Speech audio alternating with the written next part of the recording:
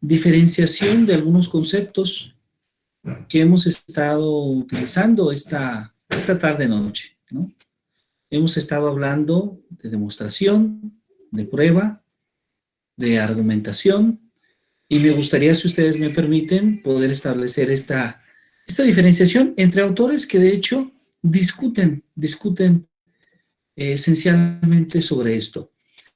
Hace algunos años, posiblemente ya casi una década, escribimos un ensayo justamente sobre la demostración en el salón de clase. Y en este breve ensayo hablábamos, por ejemplo, de cómo estos términos que esta noche hemos utilizado, pues tienen un sentido diferente para diversos autores, ¿no? Por ejemplo, Nicolás Balachev, que utiliza justamente el término de explicación como idea primitiva de la cual deriva la idea de prueba y demostración, ¿sí?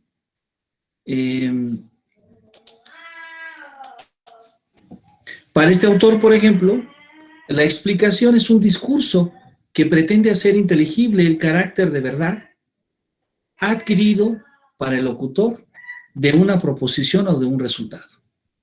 Y, por ejemplo, Balachev reserva el término de prueba justamente para las explicaciones aceptadas por una comunidad científica, una comunidad académica, en un tiempo determinado. Entonces, ahí observamos una diferenciación muy interesante entre la idea de explicación, entre la idea de prueba, ¿sí?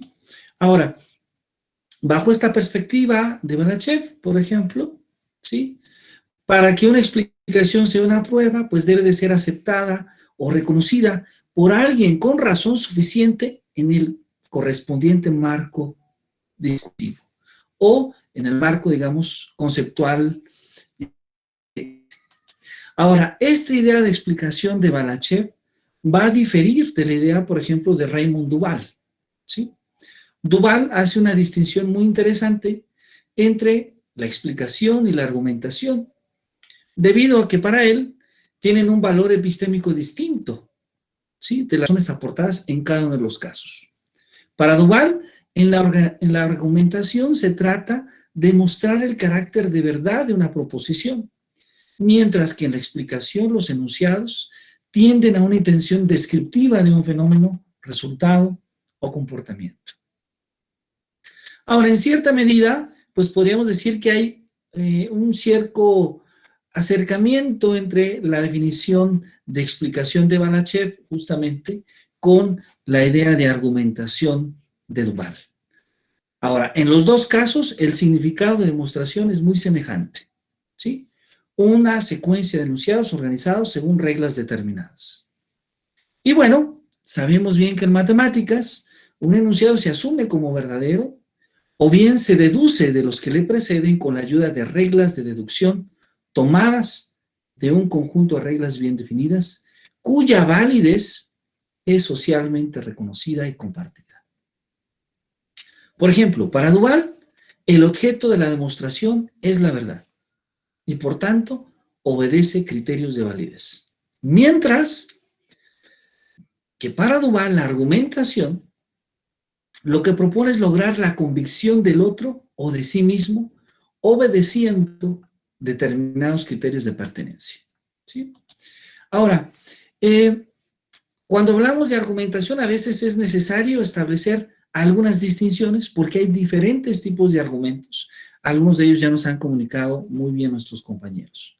Kumenhauer y Tolmin establecen una distinción entre argumentos analíticos y sustanciales.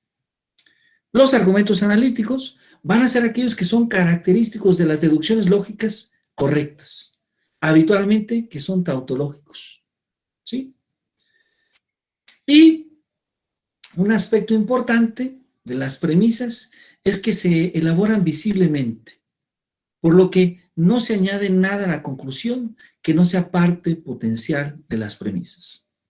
Mientras que, por otro lado, los argumentos sustanciales expanden el significado de las proposiciones en medida en que se relacionan apropiadamente un caso específico por actuación, modificación o aplicación. Termino con lo siguiente. Desde un punto de vista cognitivo, las relaciones entre razonamiento y argumentación son las que establecen entre un constructo, el alumno, y sus indicadores empíricos, lo que el mismo alumno va en cierta medida observando. Balachet define entonces esta idea de razonamiento como una actividad intelectual, la mayor parte del tiempo no explícita, de manipulación de información para poder producir información nueva a partir de determinados datos. Podríamos decir entonces que esta es una idea de razonamiento, aunque yo diría un poco más, yo diría que es una actividad intelectual que no solamente puede reducirse meramente a la manipulación de información. Esta idea yo la retomo un poco de Recio y de Godino, dos autores españoles, que en el 2001 escriben un ensayo sobre esto, ¿sí? Y podría decir más aún, que esta da origen a las prácticas argumentativas, que en el caso de la educación, pues es un medio que va a posibilitar aprendizajes a través de la producción de situaciones problemáticas mediante el uso de la demostración como un medio para la resolución de problemas. Bueno, no quisiera decirles mucho más, pero debo comentarles que hay muchos aspectos interesantes, ¿sí? Por ejemplo, están los trabajos de Canyon en 1993, que nos habla de la importancia de esa relación que se establece entre la demostración y la búsqueda de la verdad. Están los trabajos de Wilber en los 80s, que nos habla justamente de esa relación que muy interesantemente nos platicó la maestra, en esa relación que se establece entre los aspectos culturales y la demostración. Pero quisiera terminar diciendo, tratando de contestar, una pregunta que se hizo aquí sobre en qué momento se puede utilizar la argumentación o en qué momento se puede utilizar la demostración en el salón de clases. Pues debo decirles que hay varios autores, Balachet, Hertz, Polya, el mismo Polya, Godino y Recio, que han hecho una serie de propuestas, entre ellas, una de las propuestas tal vez más interesante es una propuesta hecha por Boero en 1996, que él le llama conjeturas y demostraciones constructivas. ¿Y qué es a lo que Boero se refiere? Boero se refiere a que a veces es necesario no solamente hablar del concepto de demostración, sino que antes de hablar del concepto de demostración, antes de hablar inclusive del concepto de argumento, es necesario inducir al alumno a la conjetura. A ver, es decir, que va a surgir algo que de Amore llama la unidad cognitiva de teoremas, la UCT. Y esta idea de Amore no es otra cosa más de que dejemos que el alumno explore, invitemos a que el alumno explore, a que el alumno haga conjeturas, que una vez que tiene esas conjeturas vuelva a explorar y entonces, en este segundo proceso de exploración, es cuando trata de dar algunos argumentos para poder verificar, para poder argumentar si aquella conjetura que hizo en un segundo momento es posible. Bueno, va a dar algunos argumentos, ahí está argumentando, y después de este proceso de argumentación se pasa al proceso justamente de prueba. Bueno, no quisiera abusar del tiempo, pero si me permiten podemos justamente enviar esto para que ustedes puedan revisarlo. Cuando viene de alguna otra manera alguna discusión que podría ser de interés para aquellos que se han motivado o que se han interesado sobre la demostración en el salón de clase. Maestro Reni, muy buenas noches, un gusto saludarlo. Adelante, por favor. Buenas noches a todos. Doctor, nada más una pregunta. Ahora sí que como como dicen los niños, ¿no? Vamos a hacer una redundancia con respecto al término. Usted dice cuando el alumno le damos la oportunidad de explorar y de que muestre sus argumentos. ¿Es ahí donde se puede dar el argumento de su argumentación? ¿O es redundante esto? Ah, claro. Qué buena pregunta, maestro René. Sí, mire, de hecho esta teoría es de Amore. Sí, de hecho esta teoría es de Amore y de Boero. Ellos en los años 90 se estuvieron cuestionando, estuvieron experimentando, estuvieron haciendo una serie de estudios de en qué momentos, de cómo los alumnos con mayor facilidad construyen una prueba.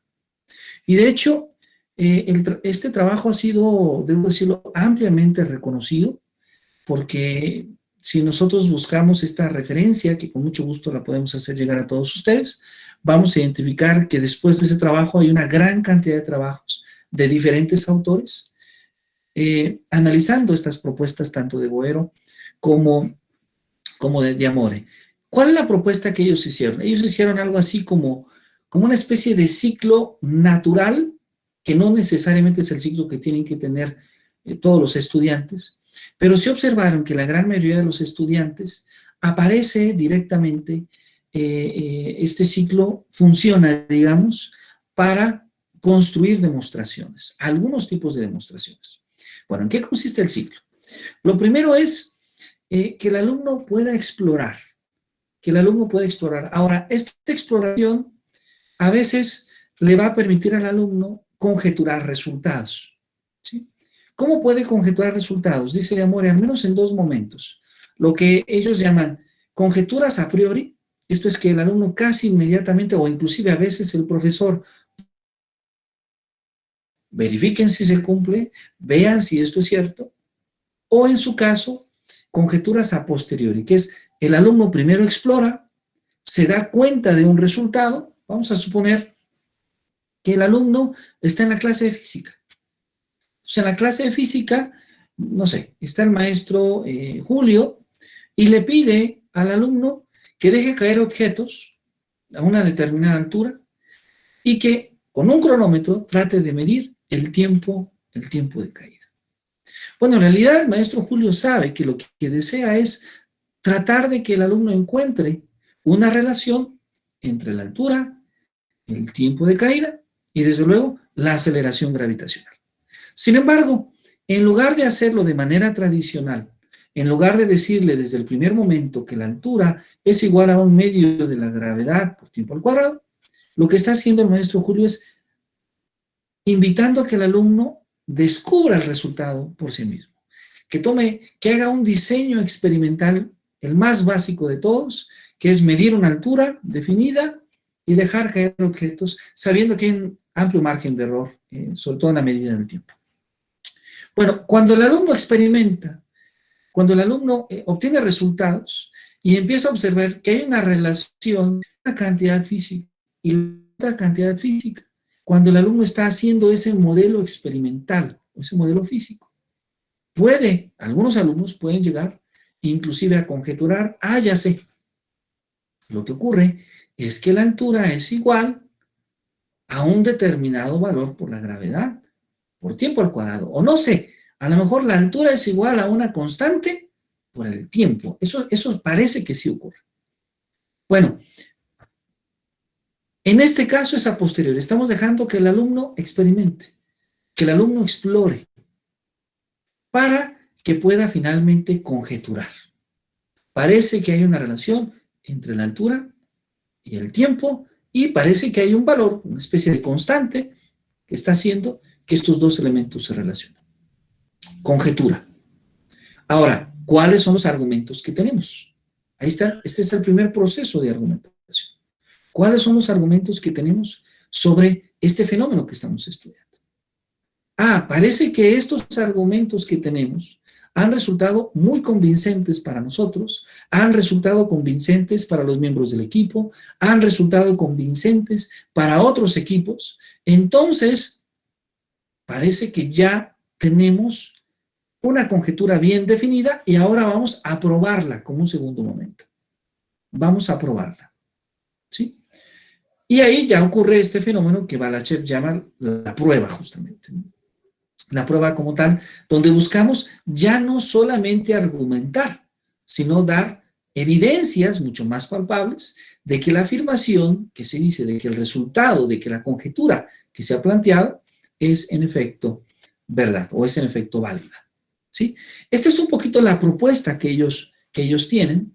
Ahora, ellos hacen esta propuesta para la educación, este planteamiento que hacen de la demostración constructiva es una propuesta que está pensada para la educación superior y para la educación media superior.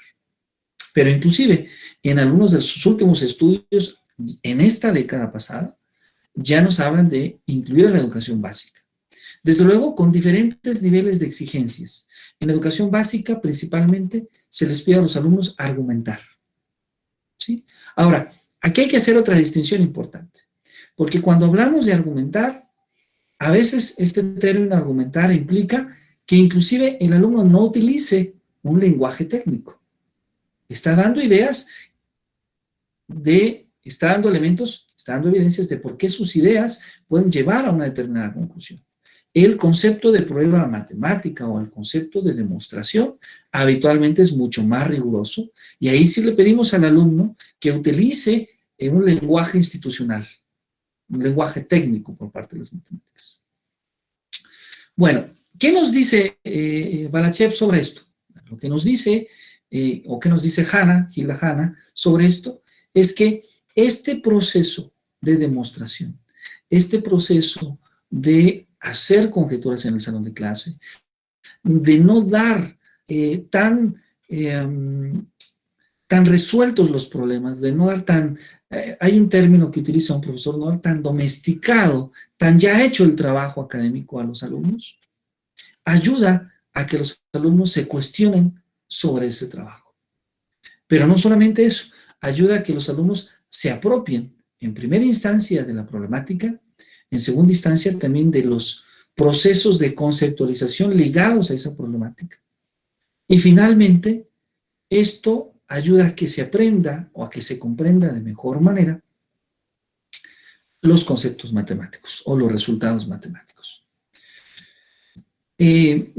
Hace algunos años, ya fallecido el profesor François Plouvigny, pero con Plouvigny o Plouvinache tuvimos la oportunidad de tomar un curso justamente sobre esto, y realmente es muy interesante, porque cuando lo trabajamos con alumnos, inclusive de nivel secundaria, los alumnos logran dar algunos argumentos, y muchos de esos argumentos, debo decirlo, inclusive son bastante atinados, aun cuando técnicamente no hagan una demostración, o aun cuando técnicamente tal vez no logren, no sé, escribir una ecuación compleja, sí entienden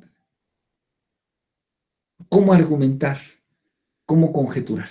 Y eso creo que es bastante valioso, porque creo que eso es una semilla de cómo invitar a los jóvenes y después a los adultos a desarrollar el conocimiento científico.